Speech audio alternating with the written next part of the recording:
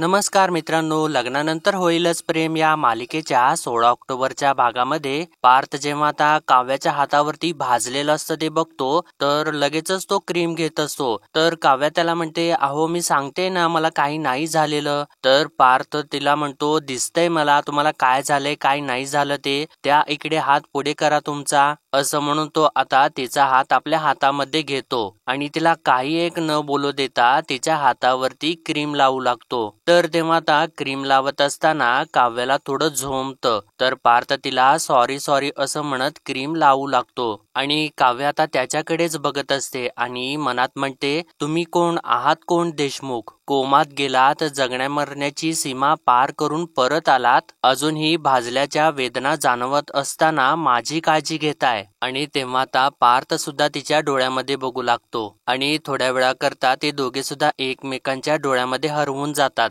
आणि पार्थ तिला विचारतो, बरं वाटतंय ना आता? तर काव्या म्हणते, थंड वाटते. तर पार्थ काय असं तिला विचारतो, तर काव्या म्हणते, हे औषध थंड आहे ना, म्हणून ना थंड थंड वाटते. तर पार्थ तिला म्हणतो, आधीच तुम्ही गरम डोक्याच्या. तर काव्या लगेचच म्हणते, मी गरम डोक्याची आहे पार्थ देशमुख? तर पार्थ म्हणतो, नाही, तुमच्या डोक्यावरती बर्फ आणि जिभेवरती साखर असते, मी आपलं चुकून बोललो. तर काव्या त्याला म्हणते, राहू देत राहू देत, आता उगीच सावरून घेण्याचा असा केविलवाना प्रयत्न करू नका. गरम डोक्याची आहे ना मी, ठीक आहे ठीक आहे असं म्हणून ती रुसू लागते आणि तिच्या डोळ्यामधून थोडंसं पाणी आलेलं असतं. तर पार्थ आता तिला म्हणतो, जोक्स पार्ट, पण काव्या माझा विश्वास बसत नाहीये की तुम्ही हे केलं का केलं, तुमचा विश्वास आहे का याच्यावरती, असा तो आता तिला प्रश्न विचारतो. तर काव्या त्याला म्हणते, कसं असतं ना देशमुख, कधी कधी आपण आपल्या माणसाला वाचवायला विश्वास, श्रद्धा या सगळ्याच्या ना सीमारेषा ओलांडून पुढे जातो, तेव्हा ना आपण असं काहीतरी करून बसतो ज्याचा आपण याच्या अगोदर कधी सुद्धा विचार केलेला नसतो. आता माझंच बघा ना, खरंच जगातल्या कुठल्याही व्यक्तीसाठी असं हात जाळून घेणारी मुलगी नाहीये मी, पण तुम्ही ना कोमात गेलाय हे ऐकल्यानंतर जीव घाबरा झाला होता माझा. तुम्हाला काही होऊ नये या भीतीने ना तेव्हा जे मला वाटलं ते मी केलं. असंही ना आपले गुरुजी मला भेटले होते सकाळी आणि तेही मला तेव्हा म्हणाले होते की सगळं काही तुझ्या हातामध्ये आहे काव्या, आणि आत्ता मला कळते की माझ्या हातामध्ये नेमकं काय होतं. असं म्हणून ती आपल्या जळालेल्या हाताकडे बघू लागते. तर पार्थ एकदमच तिला म्हणतो, नाही मला पण एक गोष्ट कळत नाहीये, नाही मी म्हणजे गेलो असतो तर तुम्हाला काय फरक पडला असता. तर असं त्यानं म्हटल्यानंतर काव्या एक हळूशी कानाखालीच त्याच्या मारते आणि परत आपली जीभ आपल्या दातांच्या खाली धरते. तर पार्थ आपला हळूवार हात आपल्या गालावरून फिरवू लागतो आणि तिच्याकडे एकसारखा बघू लागतो. तर तेव्हा काव्यात आपली नजर चोरून घेते आणि परत त्याच्याकडे बघू लागते. तर इकडे मात्र बघा आता जीवा खूप चिडलेला असतो आणि मानिनीला म्हणतो, अगं आई बोल ना आता. तर मानिनी त्याला म्हणते, आता तू कशासाठी ओरडतोयस, आत्ताच मला सांगितलंस ना की हळू बोल म्हणून, आणि जाऊ दे सोड, सांगण्यासारखं काय नाहीच आहे. तर जेव्हा म्हणतो, नाही तुझ्याकडे काही नसेल ना सांगण्यासारखं, पण माझ्याकडे भरपूर काही आहे, ते पण काव्याबद्दल. तुला ती उद्धट वाटते, काहींना ती फटकळ वाटते, असं तो आता वसूकडे बघून सुद्धा बोलतो. पण वेळ आली ना काव्या काहीही करू शकते. तर मानिनी म्हणते, हो करू शकते ना, काहीही करू शकतेच, मला तर माहितीच आहे. घड्याळ लायब्ररीत विसरू शकते, घड्याळ आणण्यासाठी आगीत उडी मारू शकते. तिच्यासाठी पार्थनेही आगीत उडी मारली तिला वाचवण्यासाठी. तुला कळतंय का, तुझा मोठा भाऊ मरणाच्या दारातून परत आलेला आहे आणि हे सगळं काही देवाच्या कृपेमुळे झालेलं आहे. तर जीवा म्हणतो, देवाची कृपा नाहीये ही, फक्त हे काव्याचं प्रेम आणि तिची श्रद्धा सुद्धा आहे. नाही तुला माहिती नाहीये म्हणून सांगतो, पार्थ दादा शुद्धीवरती यावा म्हणून ना देवळामध्ये हातात जळता दिवा घेऊन उभी होती ती. असं त्यानं सांगितल्यानंतर आता सगळ्यांच्या पायाखालची जमीनच सरकते आणि सगळ्यांना खूप मोठा धक्का बसतो आणि मानिनी तर आश्चर्यानेच त्याच्याकडे बघत असते. तर आता नंदिनी पुढे येते आणि जीवाला काय असं विचारते, काव्याने हातावरती जळता दिवा घेतला, काव्याने हातावरती जळता दिवा घेतला, काय बोलताय तुम्ही, आणि मला तिला बघायला जायला पाहिजे असं म्हणून ती चाललेली असते. तर जीवा तिला थांबवतो, अगं एक एक मिनिट थांब थांब. तर नंदिनी म्हणते, अहो काय थांब, अहो जीवा मला तिचा हात तरी बघू देत. असं म्हणून ती खूप घाबरी झालेली असते आणि ती म्हणते अहो तिला ना लहानशी जखम सुद्धा सहन होत नाही अहो. लहानपणी जरासं जरी खरचटलं ना तरी सुद्धा माझ्याकडे लगेच यायची ताई ताई करत आणि आता तर हातावरती जळता दिवा घेतलाय तिने. नाही मी तिला भेटूनच येते असं म्हणून ती परत चाललेली असते. तर तेव्हा जीवा परत तिला थांबवतो आणि म्हणतो बघ नंदिनी ती आणि पार्थ दादा त्या दोघांना थोडासा वेळ दे प्लीज. तर विक्रम सुद्धा नंदिनीला म्हणतो नाही नंदिनी जीवा बरोबर बोलतोय. अगं पार्थ अक्षरशः मरणाच्या दारामधून परत आलेला आहे त्यामुळे ना त्याने आता त्याच्या बायको बरोबरच असायला हवा आहे. आणि असं हे सगळेजण बोलत असताना मानिनी मात्र एकदम शांत धक्क्याने उभी असते कारण तिनं हे काही एक्सेप्टच केलेलं नसतं. तर आता विक्रम तिला म्हणतो अखेर ऐकलंस ना मानिनी हातावरती जळता दिवा घेऊन उभी होती तुझी सून तुझ्या लेकाचे प्राण वाचावेत म्हणून. आणि अजूनही तुला काव्याबद्दल काही बोलायचं आहे का? आणि अजूनही तुला वाटतंय की काव्याच्या बाबतीत पार्थला पुढे जाऊन पश्चाताप होईल म्हणून तो तिला जाब विचारेल म्हणून? अगं नाही तूच म्हणाली होतीस ना की काव्या पार्थ यांचं जे काही झालेलं आहे पार्थ जो काही आहे तो काव्यामुळे मरणाच्या दारामध्ये आहे. पण बघ आता काव्याच त्याला मरणाच्या दारामधून परत घेऊन आलेली आहे. जसं ना सत्यवानाला सावित्री परत घेऊन आलेली होती आणि जसं ना तू मला आणलं होतंस आणि नंदिनीने जीवाला आणलेलं होतं. अगं काय म्हणाली होतीस काव्याच्या बाबतीत पार्थचे डोळे उघडतील आणि आता तरी तुझे डोळे उघडलेले आहेत का? असं तो सर्व काही बोलत असताना मानिनी मात्र शांतच उभी असते. तर आता नंदिनी मानिनी समोर जाते आणि तिला म्हणते आई मी सुद्धा कधीपासून तुम्हाला हेच सांगते काव्याना वर करणी कशी जरी वाटत असली ना तरी सुद्धा मनाने ती लाख मोलाची आहे. तुम्ही किती अदवा तद्वा बोलत राहिलात तिला पण तरी सुद्धा शांतपणाने ऐकून घेतलं ना तिने सगळं काही. उलट उत्तर कधी केलं का तुम्हाला? कारण तिच्या मनात ना पार्थ बद्दल काळजीच होती कायम. ही रम्या आहे ना ती अंगावरती धावून गेली तिच्या हात पिरगाळला तिने तिचा पण तरी सुद्धा प्रसंग बघून गप्पच राहिली ना काव्या. आणि त्यानंतर ती आता वसू समोर सुद्धा जाते आणि तिला म्हणते आणि हो वसू आत्या काय म्हणत होता तुम्ही? पार्थच्या बायकोने जर व्रतवैकल्य केली तरच पार्थ बरे होतील असंच म्हणाला होतात ना तुम्ही. आणि आता पाहिलत ना तुम्ही आता फक्त काव्याच्या श्रद्धेमुळे पार्थ आपल्या सगळ्यांच्या मध्ये परत आलेले आहेत. आणि त्यानंतर ती परत जाऊन मानिनी समोर हात जोडते आणि म्हणते त्यामुळे आईना मी तुम्हाला रिक्वेस्ट करते. आणि त्यानंतर वसूकडे थोडस तिरकस बघून म्हणते आणि सगळ्यांनाच निदानना आता तरी काव्याबद्दलचं मत बदला. तर आता लगेचच रम्याची बाजू उचलून धरायला वसू पुढे येते आणि म्हणते वा छान तुम्हा सगळ्यांना ना फक्त काव्याचीच श्रद्धा दिसते माझ्या रम्याची दिसत नाही का? माझ्या रम्याने पार्थसाठी काय केले हे नाही दिसत? निर्जळी उपास केलेत तिने देवळामध्ये पार्थसाठी अभिषेक केला आणि आत्ता सुद्धा हॉस्पिटलमध्ये देवासमोर तासन तास उभी होती ती. हे नाही ना दिसलं तुम्हाला कोणाला? आणि तसंही पार्थवरती जे काही संकट ओढवलंय ना ते काव्यामुळे ओढवलेलं आहे हे विसरू नकोस तू नंदिनी. तर तेव्हा नंदिनी आता परत वसूला बोलणारच असते तर जीवा तिला थांबवतो आणि म्हणतो नंदिनी एक मिनिट आपण कितीही बोललो तर यांच्या डोक्यामध्ये घुसणार आहे का ते? आणि इतक्यातच आता डॉक्टर तिथे येतात तर जीवा तर त्यांना थांबवतो आणि म्हणतो डॉक्टर आम्ही कधीपर्यंत पार्थ दादाला घरी घेऊन जाऊ शकतो? तर तेव्हा डॉक्टर त्याला सांगतात आपण त्याला उद्या डिस्चार्ज देतोय हवं तर ना तुमच्यापैकी कोणीतरी एक जण थांबा त्याच्यासोबत. तर मानिनी एकदमच म्हणते नाही मी थांबते. तर डॉक्टर आता मानिनीला म्हणतात अहो त्यापेक्षा त्यांच्या बायकोलाच सांगा ना. असंही ना पार्थ कोमात जायच्या आधी आणि कोमातून बाहेर आल्यानंतर त्यांचंच नाव घेत होता असं सांगून ते आता तिथून निघून जातात. तर जीवा सुद्धा लगेच म्हणतो नाही डॉक्टर बरोबर बोललेत पार्थ दादा सोबत ना काव्यास थांबेल. आणि असं तो बोलत असताना मानिनी मात्र रागारागाने दुसरीकडेच बघत असते आणि ती खूप अस्वस्थ झालेली असते. तर आता इकडे परत आतमध्ये काव्याने जे काही पार्थला हळूशी एक कानाखाली मारलेली असते तर आता काव्या त्याला नाही सॉरी असं म्हणत असते. तर पार्थ सुद्धा तिला म्हणतो नाही मारा तुम्ही पेशंटलाच मारा मला मारता यावं म्हणूनच वाचवलं ना तुम्ही. तर काव्या म्हणते असं नाहीये तुम्ही आता जे काही बोललात ना त्याच्यामुळेच झालंय हे सगळं काही. तर पार्थ विचारतो मी काय बोललो? तर काव्या म्हणते तेच बोललात ना मी गेल्याने तुम्हाला काय फरक पडणार आहे असंच बोललात ना तुम्ही. तर पार्थ म्हणतो मी फक्त प्रश्न विचारला होता उत्तर ऐकायचं होतं मला. आणि परत आपल्या गालाला हात लावतो आणि म्हणतो चांगलं उत्तर दिलं आणि तुमचं उत्तर अजून सुद्धा चुरचुरतंय. असं या दोघांच्या मध्ये मस्त छानपैकी चालू असतो रोमॅन्टिक. इतक्यातच आता नंदिनी तिथे येते आणि पार्थला विचारते पार्थ आता कसे आहात तुम्ही?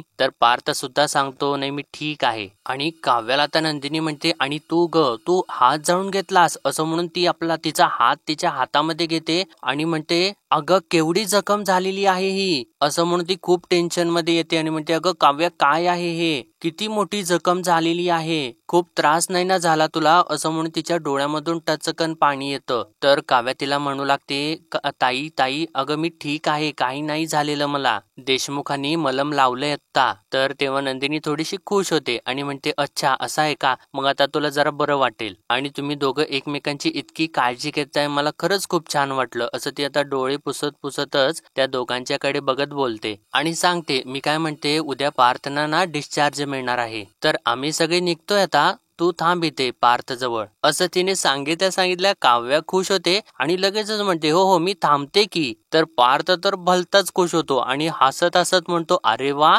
मांजर इथे थांबणार माझ्याजवळ असं म्हणून तो परत आपलं तोंड तिकडे घेतो. तर तेव्हा नंदिनी हसते आणि म्हणते चालू देत तुमचं मी येते असं म्हणून ती चाललेली असते. तर काव्या तिला म्हणते अगं ताई थांब ना जरा ऐक ना, जन्मेजय मला घेऊन इथं आले होते पण मी इथं आले म्हणून मानिनी काकूंना राग नाही ना आला. तर तेव्हा नंदिनी म्हणते अगं नाही इनफॅक्ट ना जीवा तुझ्या बाजूने इतकं बोलले की कुणाला बोलायची काही संधीच मिळाली नाही. तर आता काव्या मनात म्हणते आज अचानक काय झालंय जीवाला, माझा हात धरून मला इथे घेऊन आला, माझ्या बाजूने बाहेर काकूंशी सुद्धा भांडला, असं का केलं असेल त्याने. आणि त्यानंतर ती आता नंदिनीला विचारते सुद्धा ते जन्मेजय माझ्या बाजूने बोलले. तर तेव्हा नंदिनी सुद्धा सांगते हो अगं तू पार्थसाठी एवढं काही केलेलं आहेस म्हटल्यावर ते का नाही बोलणार आणि तू आता कसलाही विचार करू नकोस असं म्हणून त्या दोघांना म्हणते तुम्ही दोघं सुद्धा काळजी घ्या आणि येते मी असं सांगून ती आता तिथून निघून जाते. तर पार्थ आता काव्याला विचारतो जीवा तुम्हाला इथे घेऊन आला त्यात आईला राग येण्याचं काय कारण आहे असं त्यानं विचारल्यानंतर काव्याला तर थोडासा धक्का बसतो आणि ती डोळेच मोठे करते. तर पार्थ तिला परत विचारतो काव्या तुमच्या दोघींच्या मध्ये नेमकं काय चाललेलं आहे, काय प्रॉब्लेम आहे. आणि काव्या आता गप्पच होते आणि मनात म्हणते अरे देवा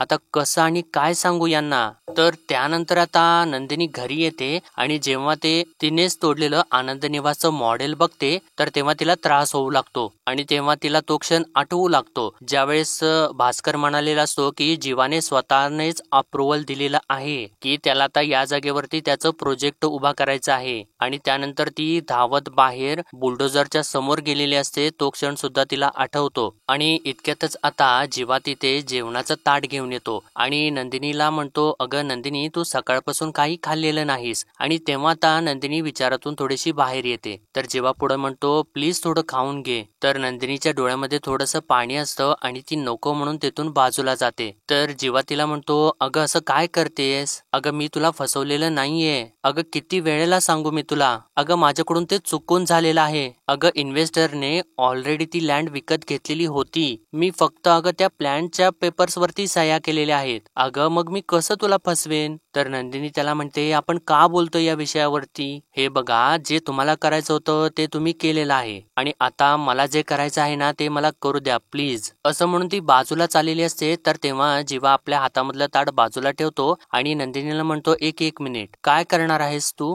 तर नंदिनी म्हणते बघूयात आता फक्त ना 15 दिवस उरलेले आहेत, मी करेन काहीतरी विकेन, काहीतरी गहाण ठेवेन, पण माझा आनंद निवास ना मी परत नक्कीच मिळवेन. तर तेव्हा जीवा तिला म्हणतो नाही आपण मिळून करूयात ना. तर नंदिनी त्याला म्हणते मिळून, आता मिळून ना तुमच्यासोबत मला कुठलीच गोष्ट करायची नाहीये, कुठलीही गोष्ट मिळून कधी करतात माहितीये का, जेव्हा ना समोरच्याचा आपल्यावरती आणि आपला समोरच्याच्या वरती विश्वास असेल तेव्हा. तर जीवा लगेच म्हणतो म्हणजे आता तुझा माझ्यावरती विश्वास राहिला नाहीये तर नंदिनी त्याला म्हणते विश्वास काय असतो माहितीये का तुम्हाला, एखाद्या बाळाला हवेत फेकल्यानंतर आपले आई बाबा आपल्याला नक्की झेलतील ही खात्री असते त्याला, तो असतो विश्वास. आज रात्री झोपल्यानंतर आपण सकाळी उठू का नाही हे माहिती नसताना सुद्धा वर्षानुवर्षे आपण इन्शुरन्स भरत राहतो, त्याला म्हणतात विश्वास. अनोळखी माणसासोबत बोलू सुद्धा नकोस असे म्हणणारे आई वडील जेव्हा एखाद्या अनोळखी माणसाच्या हातामध्ये आपल्या मुलीचा हात देतात तो असतो विश्वास. आणि माझा सुद्धा विश्वास होता तुमच्यावर, अगदी डोळे झाकून विश्वास होता. पण आता उघड्या डोळ्यांनी जे काही दिसतंय